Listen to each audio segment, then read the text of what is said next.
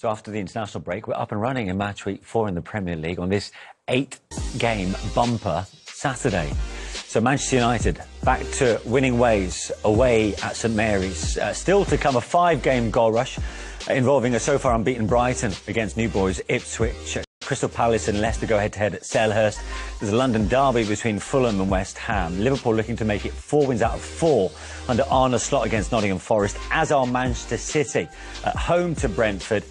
2 games later on in the day for you. Aston Villa against Everton, looking for their first points of the season, with Bournemouth against Enzo Maresca's Chelsea. We've got the North London derby to look forward to on Sunday between Spurs and Arsenal, and Wolves against Newcastle. Manchester United started the day in 14th position and left to stew over that defeat to Liverpool, but as Michael said quite rightly, they've doubled their points tally, which takes them to 7th in the table, 6 points from their first 4 games. Their position, of course, could well change with 9 games still to be played in this match week. At the other end, a tough season to the start of this campaign for Southampton has got a little bit tougher. No points from their first 4 games. And with Everton and Wolves either side of them still to play, they could well end this match week bottom of the pile. Beginning with some trouble, especially a big credit to Andre, who saved a really important penalty. He changed the game actually for us. And in the end, also a clean sheet is also really nice. And you got your first United goal today as well. Was that move in that set piece something you've been working on? Yeah, we've been working on some set pieces.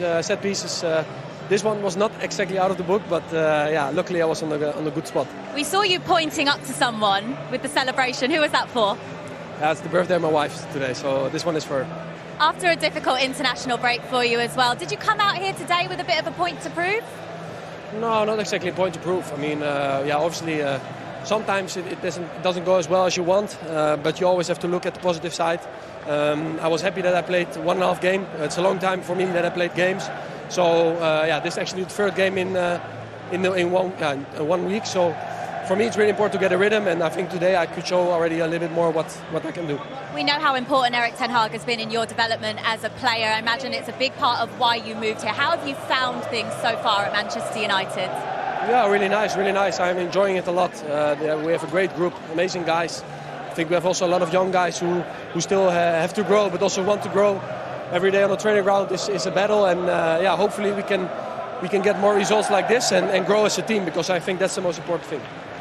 You can certainly do without any injuries in this team, but it was a very different back 4 to the one that started today. First of all, are you okay? Yeah, no, I'm fine. I just had a little cramp in the last 5 minutes, and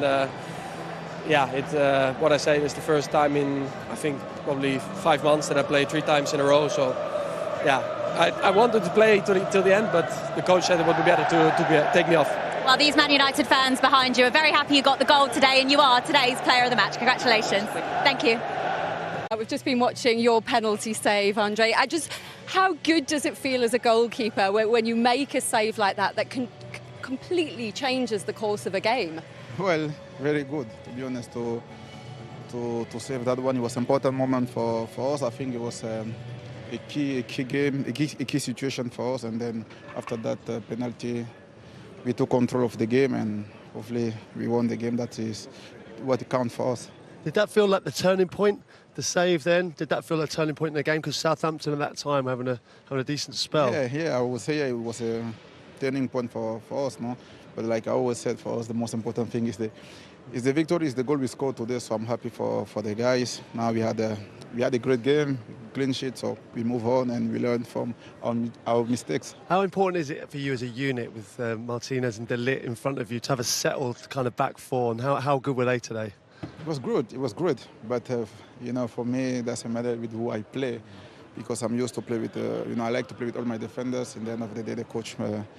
He make the choice, and we have to adapt. But today it was great to play with them again, and hopefully we continue playing like this. And the most important, like I always say, is the win. So we're going to try to win every game. I think you've had 16 different centre-back pairings in front of you, though, and obviously there was injuries today with 3 of the back 4 going off. Does that make things much more difficult for you? Surely it must. Yes, it's not always easy to change all the time the back 4.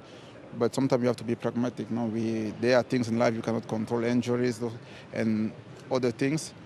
So we have to deal with the situation, and if Casemiro have to play centre back, I have to deal with the situation. Sometimes we had game, Bruno was centre back, and he's not the best there, but it's what the team need that time, and we try to do our best, and hopefully we'll have less injury this season. Can I ask you about Marcus Rashford, because he got his goal today? It's been a long time for him. How important is that for him, firstly, and how happy are you for him? Because when he plays with a smile on his face, Marcus, he's as good as anyone, but it's been a long time since we've seen him at his top of his game. Well, we had a tough season last year, and he was not on his best, I think, all of us.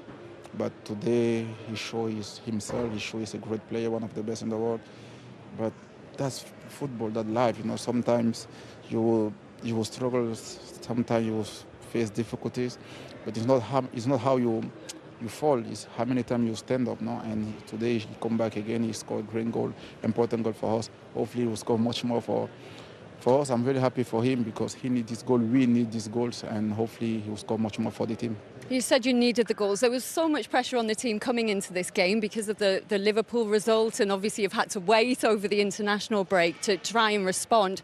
How do you block that noise out? Because it seems at a different level for Man United. Well, playing for this amazing club is the price to pay. Every game when you lose, it looks like it's the end of the world, but you have to stand strong, stay together, and keep fighting, because at the end of the day, it's the price to pay to play for such a big club.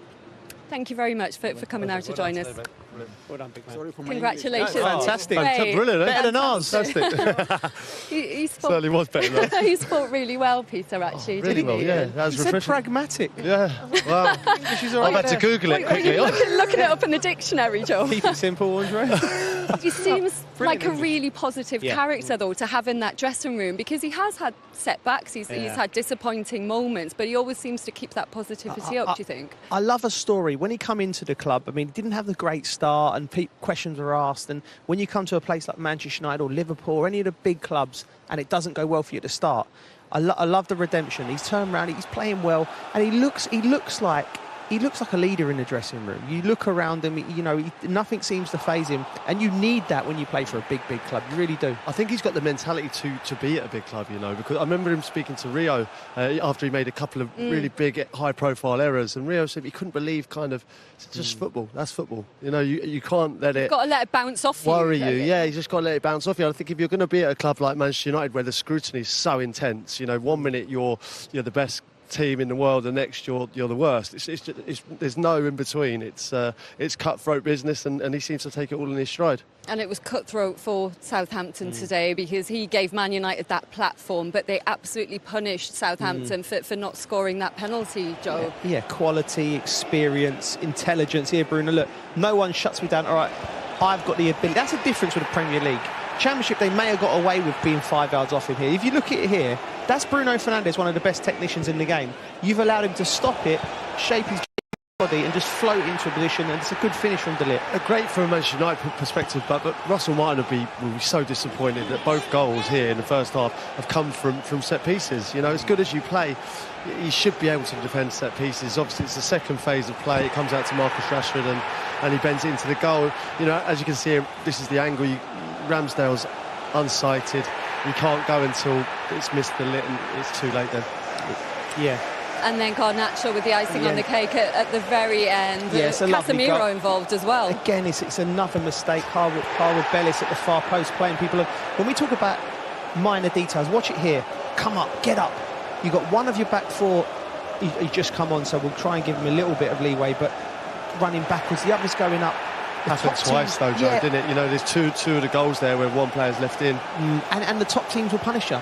And that's what, for the takeout from Russell Martin for his team is, there was some positives, but there's a lot to work on. But the good thing is the things that are there to work on can be worked on. Just a little bit of concentration in both boxes. Congratulations, a much needed win. Did you get the performance to go with the result today? We have to win every game. So you can make me every game the same question. And we did today. Sometimes you have to find a way to win. First minutes of the game, we had some problems, but after Andre he stopped the penalty and then the goal by Matthijs de Ligt, I think the game was all ours. Marcus Rashford got his first goal for Manchester United since March in this game today. What can a goal like that do for a player like him? It's very important. We spoke about before the game, and it's so huge for him, for every striker. And when the season starts, that you want to be on that scoring list. So now he has his first. I'm sure there will come more. And as you mentioned, De Ligt also got his first Manchester United goal today. After the international break he had, how important was it for him to have a good game today? That is, it's a routine. We always have to play well. And when you come back to your club, you have to pick it up. We know we signed a very good player with a lot of attributes, and one of them is he's a threat on set plays. And happy that he scored that goal. Very good cross, I think, from Bruno. So, well done. Going in at a half-time break, 2-0 up, was the instruction for you going into the second half to just control the game, or was it to go out there and kill the game off? No, kill the game off, and I think we had the chances. I don't know how many chances we had, but I think we had several chances to go earlier on to 3 or 4-0. I'm sure as a manager you could do without any serious injuries in the team, but Diogo Dalot appeared to be the only defender that started the game that didn't look like he came off with any kind of injury. Is that something for you to worry about now? Well, we had international, short in the season, some are short in the pre-season, some come from intercontinental flights. So then you have a 12:30 game that you can struggle into the end. But hopefully it's nothing serious, and we have to assess it today, tomorrow, and then we will see. 3 competitions in the next 3 games for Manchester United. A result like this can certainly ease the pressure for now, but do you need to put a run of results together to really change the mood at Manchester United? No, the mood is very good in our team, and we know always the expectations are so high, but we have to deal with it, and we have to build our season, and we will see in May. That was last season, nothing else. We will see in May what's coming out. And we saw a first glimpse of Manuel Ugarte today, which I'm sure a lot of Manchester United fans have been waiting for. What can he bring to this team going forward? It's good that we could bring him, and you saw straight what he brings to the team. He brings some control in the midfield, good interceptions. He can be very aggressive, but also on the ball very composed, keeping the game going, to linking to the back and forward. So I think first impression was very good. Thanks, Erik. Well done. You're welcome. Yeah, the mood is good. Erik ten Hag said that goal for Marcus Rashford was huge. Before the game, Peter, you said a confident Marcus Rashford starts for England. What will that do for his confidence? Yeah, listen, he's not there yet. It's one game. Obviously, Southampton have been struggling. There was lots of positives. I mean, he takes a hammer in, Marcus Rashford, and I feel sorry for him at times, because I think people expect so much, and he has got so much talent, and it's in there. But there was a certain hunger to him today. Look at the pace and the how dynamic the running was today, and obviously the goal will do him the world of good. But I definitely thought he was a lot sharper than he has been in previous weeks. Is it fair, Joel, the amount of attention he gets, the amount of criticism he gets? No, when you're a top player, that's par for the course. Marcus has been a top player for England and Manchester United for many, many years. That little clip there showed me that his confidence is returning. But he does, like I said during comms, I said he's important for Manchester United and England, and also he's just a story, Marcus Rashford. When he scores, he's a story. When he doesn't score, he's a story. So I'm really pleased for him he got off the mark today, and I'd love to see him back to his best for England. Yeah, absolutely. You can see what it meant to Ruud van Nistelrooy as well there, seeing him score that goal. How much work do you think is going on with Ruud behind the scenes, Listen, Peter? If I'm a centre forward or a forward player, I'll be tapping into what Ruud van Nistelrooy knows every single day. You'd be following him around. Yeah, you follow him around. I mean, listen, what a goal scorer he was. He's probably worked with Marcus, and when you see him score, you'd be just as pleased because you know how hard he's worked. He's taken it on board, and I'm obviously hoping that they're working very closely together. There's nothing better as a coach, a little bit of coaching that I've done. When you're trying to help a player and you see him do something in a game that you've been working on, it's a fantastic feeling. There is because you're part of that celebration. So I mean, like Crouchy said, having Ruud van Nistelrooy in the club can only benefit the forward players. And I thought Marcus's movement was good today, and I thought it was also good against Brighton. So I think this has been coming, this goal. So I'm really pleased for him. And he's apparently been putting in a personal training programme as well during the international break, doing extra work. The desire, the motivation is clearly there to get back to the levels we know he can get to, Peter. Is he getting the rewards for that today? Yeah, I think so. I think because, you know, maybe at times, you know, the mentality's been questioned, you know, and as a footballer, that's never nice to hear. So, yeah, I'm pleased to hear that he's kind of putting in those sessions and hopefully he gets back, because we want to see the best players in the Premier League. We want to see them firing on all cylinders, and he hasn't quite been there yet. But if he gets back to anything like that, then Manchester United have got a top player again. Sorry, Lynch. Do you know what it is, right? You know, Marcus, you hear a lot of that. He's doing extra work. He's doing a lot of stuff, you know. And no doubt, Manchester United means a lot, and playing football means a lot for him. I think the key thing for him, when things are not going well, I think it's just keeping his body language nice and positive. Don't give us a chance to think he might be down. I think a lot of the criticism would die down if that was there. If it almost looks like the extra effort was there. Yeah, it wouldn't be. The criticism is what it is, and but it would certainly help. You know, the body language. Scoring goals, people will be quiet. Simple as that. If you're a striker, you know, all centre forwards know that. But it will just help him, and he's just getting to that age now where I think to himself, he needs to work that out, because he's a senior player now, especially at this club. He's the icon of this club. And if his body language in tough times, not in the good times, because we can all walk and talk when things are going well, when things are struggling and they don't look like they can't get a result, and that, if he body language was a little bit better, I'd like to see that from him, and I think that will help his overall performance. Do you think he's a player, though, who needs to feel like he's being supported, like he's being backed, and that would perhaps change his body language? Yeah, I think so. I mean, listen, I think the Manchester United players probably look to him, and I think Bruno Fernandes is the two players maybe that, because they both of those players can turn the game just like that. You know, you can be struggling, and all of a sudden they're just a bit of magic, and it's in the back of the net. And I think Marcus has got that, and it's not quite been showing it. And at times, his body language might have rubbed off on the players. But today we didn't see any of that, and we don't want to talk negatively. They've just won 3-0, and he looked much more positive today. What do you think he should be targeting for this season? Because he got 8 goals last season. He obviously had a brilliant season, the one before that. Yeah, well, listen, you know, what was it, 30 goals or something the previous season? You know, I think he needs to get more than 8. You know, he needs to get to his numbers. I think he has been creating chances, and quite often Manchester United forwards haven't been taking them at times. You know, he does create things as well as score. So yeah, of course he needs to almost double those numbers to get anywhere near where he was previously.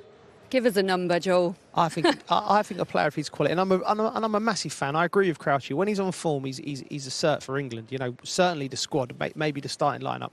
I think he needs to be getting 20 plus in modern football. He needs to be getting 20 plus goals in all competitions. I think he's shown he's more than capable of doing that. Yeah.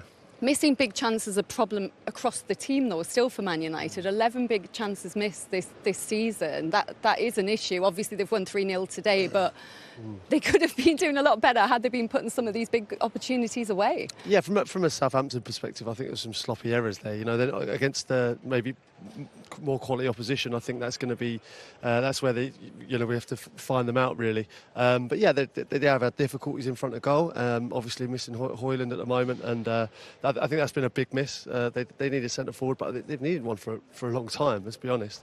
I think obviously when he comes back, then hopefully he can add to the goals. Well, what a few days Matthijs de Ligt has had, if not for country, then certainly for club, scoring his first goal then for Manchester United. And we spoke about this earlier in the programme as well, Karen. He's shown a real sense of belief, right, and self-confidence, particularly having to come back from a rather tricky few days with his country. Yeah, it was really tricky, you know, when the manager has to take you off as international duty to protect you. And at half-time. Yeah, at half-time. That is tough, and like I said at the start of the show, to come back into Man United, it's not as if it's an environment that's like we're in a good position to help you out here, but fair play to him. Got a goal, clean sheet to the team, and you know, maybe he can kick on. And to be fair to him, like I said, it's a new environment, new team. Yes, he's been back with a manager, but this is a good base for him now, and hopefully he can, as an individual, can really kick on and help Man United in that back line. Michael, I know you like the way he took his header. Before we get to that, let's have a look at the turning point in the game, which was clearly Andre Onana's penalty save, which spurred on United as a result. Yeah, it was a very good save. I don't think there was any question mark about the penalty. Dibbling there doing brilliant for us, for someone so young to be so positive and being so direct. We questioned whether it was just outside the box, but I think the contact continues inside the box, just gets the toe in there, sucks the defender and the challenge in, and goes down. So no question there, that was definitely a penalty. The penalty itself was a weak one, quite an average one, wasn't close to the corner. He wasn't made to wait a long time for it, but I don't think there's any excuses. It's a solid save from Onana. No, it is a short run-up, and you're thinking, like you said, Michael, to beat Onana, you've got to bury it right in the corner. But for Archer, it was just like Southampton really needed him to score for that confidence and that run. And then that save there then was just like the catalyst, and it went all wrong there. And within 6 minutes, I think they were 2-0 down, weren't they? Yeah, well, 2.5 minutes from that save, 1-0 United, Michael. Yeah, it was a really good header. I know it's from a close distance, so you probably think it's easy watching that there, but he's got a lot going against him. We see Stevens playing everybody on side, which is a theme of all 3 goals actually today, in Southampton's point of view. But the spin of the ball is going against him there. It takes pace away from it when it curls in that way. So he was never going to be able to get much power. So it was all about the precision, and it was perfect, absolutely perfect. Right back across the goalkeeper, right into the corner. It's a lovely header. Yeah, again, it's, like you said, great header. You're just disappointed from, again, how they just don't squeeze the pitch. You know, second phase again for this goal. You don't get out to Rashford quick enough. And as soon as it goes back, any negative ball back, you have to squeeze. You have to squeeze as a group. And the minute you leave players in a position where they're onside, did it make Ramsdale difficult to see the ball? Who's to say? But at this point, there's got to be a leader within the team that says, that pass back, get out, and we squeeze, but we squeeze together. And again, there's another player, Sugawara, keeping everybody on. And it's just like, you know, you can be so good in possession, you can dominate ball at the time, but if you don't do the simple things like a set piece or a second phase, or you don't squeeze the pitch, get tight to someone on their dominant foot on the edge of the 18, you'll be 2-0 down after 6 minutes when you've played pretty well up until that moment. Yeah. And they're up against it. By the way, those goals clearly coming after a half-an-hour period in which Southampton asked plenty of questions of Manchester United. Going to the second half, United controlled proceedings. Jack Stevens seeing red. How did you see this? Yeah, I'm a little bit torn, actually. I think it is quite cynical. I don't think it's really dangerous. I don't think there's a load of force in it, but he's absolutely meaning to trip Garnacho. But I think it is more of that. I think it's more for, you know, trying to bring him down rather than trying to hurt him.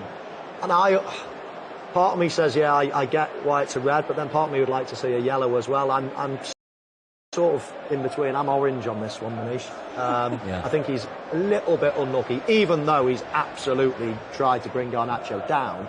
I don't think it's really endangering the safety of Garnacho. So I think he's a little bit harshly done by. Okay, it was a bit high, and it did make contact, albeit briefly, on that knee. Yeah, I mean, it's high, it's out of control, but the only one thing that it didn't have the force. So that's where it's like, but look, they gave the refs call, they allowed it to happen, but I just think Stevens is late. I think he's trying to get contact, trying to stop him, but look, he has caught his knee, but I don't think there's force. I think that's a cynical the key. Trip, I think. Yeah, there's no force or malice in it, is there? No, I don't think so. No. It is high, but of course, I mean, to bring him down, you've got to catch him, haven't you? You know. Yeah. And I don't think there's a load of force in that. I think I'd go with a yellow on that one personally. But United did get themselves a third. Eventually, it took a while to come, but Garnacho off the subs bench to seal the points. I mean, I love this pass. I really just love that pass, splitting pass, simple, set back. It's really easy, you know, wide ball in, penetrating that area that, you know, it used to be Man City's area, didn't it? It's played on again what Michael's been saying the whole time. Your one player keeps everybody on side, and there's been a theme for 3 goals, and then one-touch finish. It's a dream, isn't it? Yeah. I'm not sure what Harwood Bellis is doing there at the back post, just playing everybody on. It seemed to be a recurring theme for Southampton. It was very, very strange. Yeah, all 3 goals, if there was a solid line, if one person hadn't have dropped, then each of the occasions there would have been 3 offsides there for Manchester United. So little details like that are important. All eyes were on Erik ten Hag before kick-off. So how's he feeling after a much-needed victory? Here is the Dutchman now.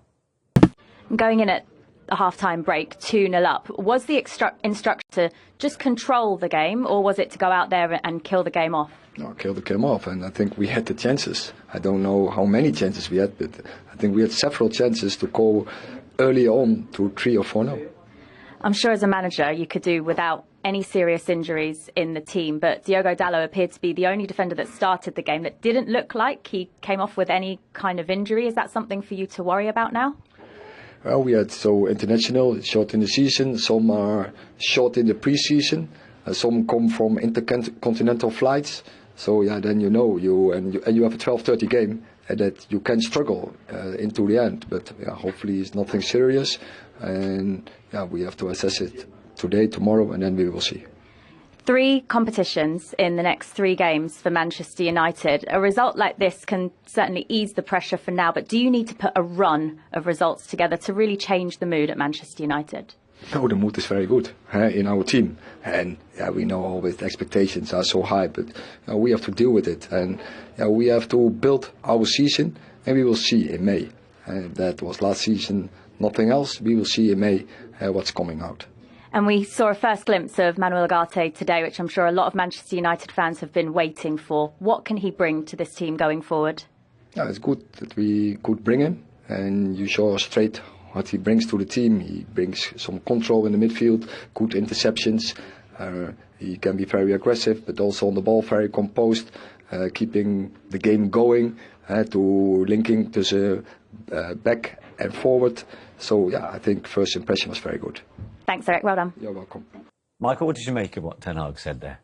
Yeah, I mean, a reasonably straightforward interview, isn't it, for him after a 3-0 win? It's not the hardest interview to do. Yeah, I mean, I thought they were reasonably fortunate to go in at 2-0, but then the second half they showed a different class to Southampton. Southampton couldn't get back in it. The third goal was icing on the cake.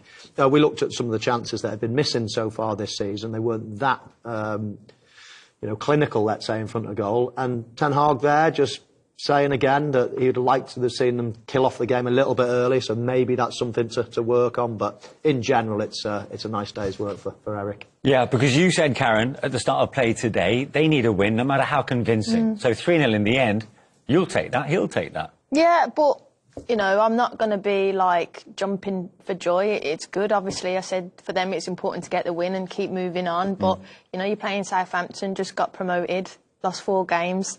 I judge Manchester United, and that's not a disrespect to Southampton, but for what Man United have, the money they've spent, the stature of the football club, I'll judge them towards the back end of the season, really, because I said still 8th last season, still negative goal difference.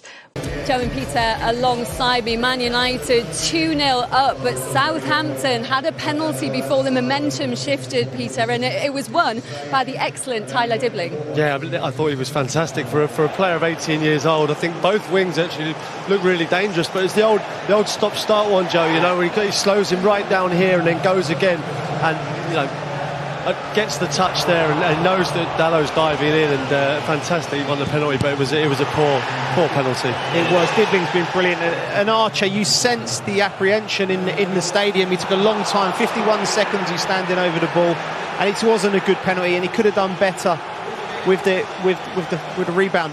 But I feel it's been so cruel, because Southampton was spot on for 35 minutes, and it's just football. Make mistakes, it costs you. And under 2.5 minutes later, Man United really made them pay, Joe. Russell Martin will be furious here, because it's a short corner.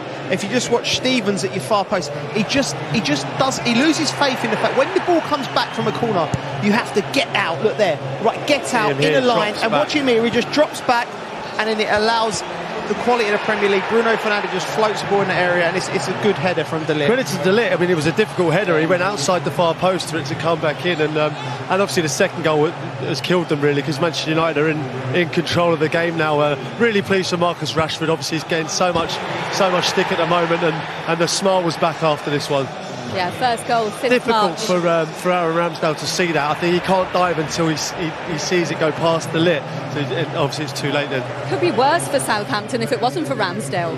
Yeah, definitely. He's made some great saves. Certainly one from Rashford, I thought, kind of near post. But it's harsh on Southampton, but that's the penalty you pay in the Premier League. What a curious first 45 minutes from St Mary's. Southampton arguably the better side against Manchester United for the first 30 minutes and then find themselves 2-0 down. And that was after Southampton had missed a penalty from Cameron Archer. You can see possession-wise, it's been pretty even. Shots, though, United clearly 11-6 in United's favour. Quite an eventful first half, Michael. Yeah, not much in it in the stats there. However, you know, Southampton will be going in at half-time thinking, how are we 2-0 down? Missing a penalty, and then 2 minutes later, up the other end, you know, and 2 goals that they will think that they can avoid. We'll have a look at them in a minute. But, yeah, you know, contrasting feelings at half-time there from both managers. I mean, I don't think Manchester United played very well at all. And to go in 2-0, they'd be... well, they won't believe their luck. Let's have a look at what's turned out to be the crucial moment in the game so far, with Southampton being awarded a penalty. There's no debating the actual decision, right, Karen? I mean, Dibley on the ball now, the young lad coming in, he's positive, he's aggressive, drives forward. He's given Dalot a bit of a headache. My only thing I'd say is, could they have given him a lot more service to get at him in a 1v1? Look, Dalot commits. Does he leave his leg out? Maybe Dibley. But at the end of the day, it's still a penalty for me. You know, he goes in, he commits, he's gone past him. It's smart, it's a penalty. The only thing we were kind of saying, weren't we, Mo, was that once we thought it was given, it took a long, long time then for Archer to actually take it. But I think the right decision came, and then it's a poor penalty, isn't it? Yeah, I mean, what can you say about the penalty? It's poor, it's not in the corner. It's got reasonable pace in it, but Onana guesses the right way. The awful thing is when that ball starts floating back to you, well, it's, you know, you've got no option but to head it. You know, there's no pace on the ball, so it's basically a back pass for the goalkeeper. But there's nothing more you can do, really. Obviously the main crime was missing the penalty in the first place. I mean, you're right though, Manish.